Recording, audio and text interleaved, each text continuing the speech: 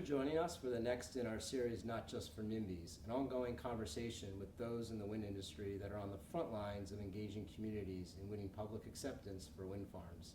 We're joined today by Kevin Gresham, Vice President of Government Relations and External Affairs for E.ON North America. Kevin, thanks for joining us. Mark, good to see you. Thank you for having me. So one of our survey participants described Facebook as the new public square in a lot of rural communities where there are wind farms.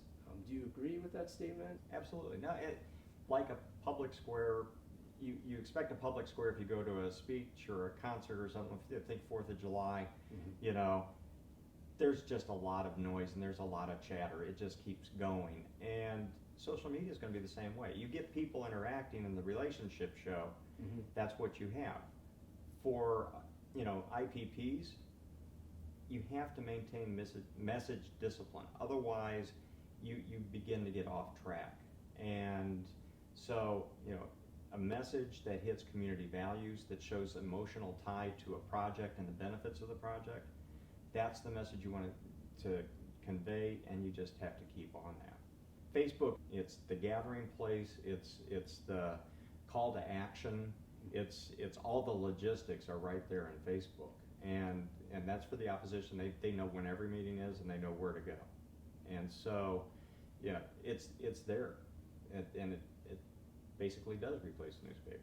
Another thing that we've heard is that opponents, they organize online and then they show up at meetings. Yes, they do. Yes, they do. Even down to what T-shirt to wear, which color.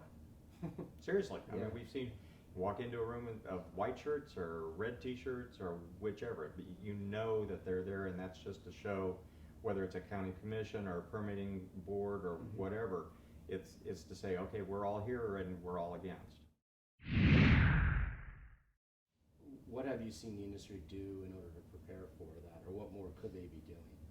I think first of all, I think industry looks at that. They know to prepare. Their, you know, the people on the ground who are maybe attending that meeting, they basically know what's coming and what the main issues are that they're going to have to address. And I think that's actually, you know, that's valuable. You know, if you can kind of track what's happening on the social front, then, you know, you're more prepared about what the issues are.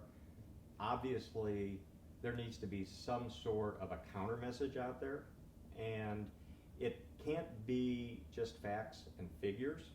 It needs to be related to the values of the community, more of an emotional tie. Otherwise, I think it falls flat, because numbers are numbers, and, you know, but why do they matter to the people in that community? Because we're bringing a lot of benefit to the community with these projects. We need to get that across, and we need to show how that relates to the, you know, to the community's values, and that's going to shift community to community. And you can pick that up on social media also. You see what those values are. In reviewing the study that we did on the use of digital tools by IPPs, was there anything that surprised you about the study? No, I think it was actually confirming what I suspected, and I think that was very valuable, because it shows the limited use by IPPs of social media. It shows us where we have to go, and also says we need to make a concerted effort to talk about that and move forward.